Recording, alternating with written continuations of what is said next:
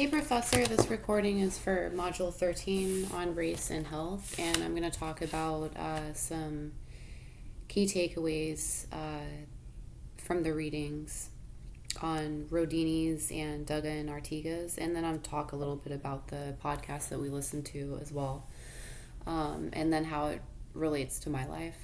So, in the first reading, in Rodini's reading, we learn about the CPGs, so the clinical practice guidelines, and they're basically just standardized protocols for misdiagnosing people. No, but they're standard protocols for diagnosing and treating people. And so when you combine that with the socio-historical context of systemic racism and how the dominant world treats people of color, they have these implicit biases against them. They don't believe them. They don't believe their symptoms half the time. I should say more than half the time. So the reading was talking about how when kids are treated for UTI tests, the white kids are given the test straight away if there's no other bacteria found, yet black children and other people of color, South Asians, things like that, people like that,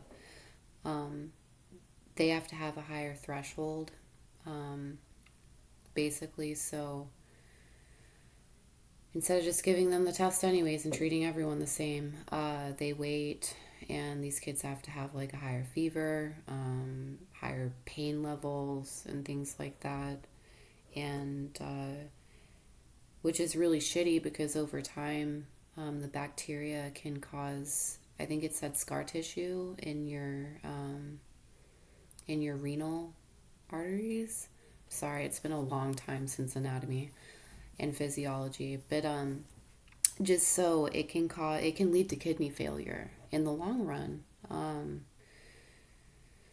So these CPGs, combined with systemic racism and discrimination, implicit biases from clinicians, really weather people of color, and it causes life-threatening situations, and then a lower, what is it? Sorry, my mind, I'm so tired today, and I think I'm sick too, but anyways, they have lower life expectancies. And another thing we learned in that reading too was that the NFL players, so there's a threshold too, and like we learned in Module 1, race has no biological basis. So white people are not superior. We're not more intelligent. Everybody, has not the same genetics, but anybody of any race could be the smartest, be super intelligent, be super athletic, things like that. It doesn't matter about your skin color is what I'm trying to say. So anyways, the CPG guideline for the concussions, so black people had a lower threshold, and they were saying that, well, their cognitive functioning isn't as great, or it's low anyways, so they were being misdiagnosed compared to the white NFL players. Just so messed up. And these things are still going on today. It blows my mind. How people are treated in these facilities. I guess a little bit how it relates to my life is I want to, after this semester, I want to go into a program, and it's so cheap. It's like $6,000 for the whole entire year and a half, so like 3 semesters, and to get my associates in nursing. So I'm pretty set on doing that. But anyways, just like with my sociology degree background. I just want to help these places, combat and make sure that they do have plans in place and that we're following them, to combat health disparities and inequities. And just so I can be a nurse that treats everybody the same. Um, if more kind of like really listens more to people of color. So yeah, and then the in Dugga and Artiga's reading, we learn about social determinants of health and how economic and social factors influence health behaviors. So, these people weren't born with certain like diseases or cancer and things like that, but it's through um, basically how they're treated. Again, in the podcast, we learn about weathering, so the chronic stress that people of color go through, that wear and tear, like your adrenal gland is always kicking out cortisol, or again, it's been a really long time since anatomy, and then that puts you in the fight and flight mode, just by having like going shopping. You're trying to chill, go shopping, and a security guard is like staring at you, implicit biases, thinking that you're gonna steal something. I couldn't imagine. I'd be so pissed. And then they can't say anything because then, that security guard, it justifies his thoughts like, oh, they're just angry people. Like, so yeah, it's just not fair. Um, and then impacts people. I said that. Oh yeah, it was nice to hear that the CSM also plans to combat maternal mortality rates, and the disparities.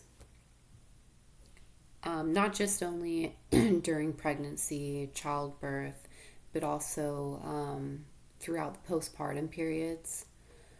Because I've had some friends that had complications and mental health issues too, like really depressed and things like that. So that was good to hear about.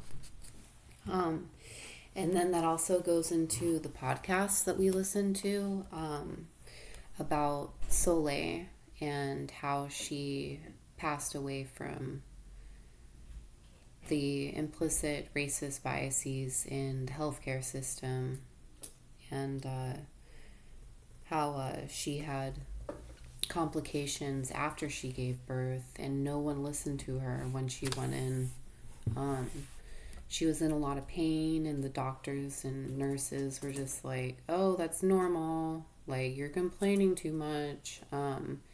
Here's an antibiotic, and sent her home. Um,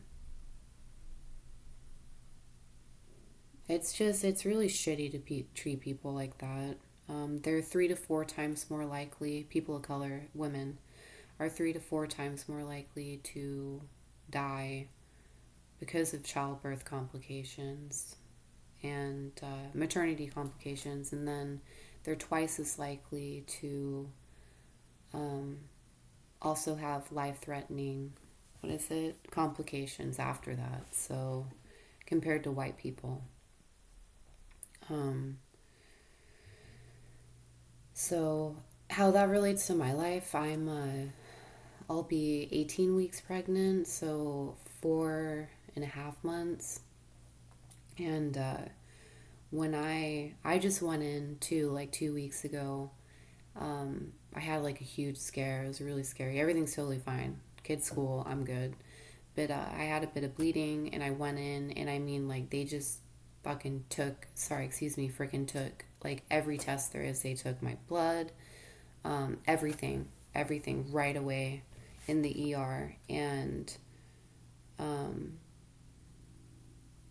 like, I know because I'm white, I get special treatment every time I go in. And So I was just reflecting when I was reading this, I was just reflecting on my time in the ER like 2 weeks ago and just how, like, how supportive everybody was, how, nice. They really listened to me. Um, the ER doctor was kind of weird. He was like in his 70s. He was a white male. He was again weird. But anyways, everybody else was like um just very supportive. So I couldn't imagine, if I were black, how different that would have been, that experience. So I'm just so happy that I know this information now. That the Biden administration, the NAACP too, like is always trying to um, what is it? Just push them to like implement these things because it's really important. Um, my kid too will be half Filipino, so darker skinned, and I just want him to have an easy life. I don't want implicit biases being projected on him all the time in the world. So I'm just very appreciative and fortunate that I have this knowledge, um, so that I can pass it on to him too later when he's old enough, and just so he knows. But yeah, it's really scary for people of color. Um, Anyways, I've rambled on enough. Thank you for assigning this stuff, and for all the modules, for everything that you've assigned. It's helped me grow and become a better person and change my worldviews too. So thank you for listening.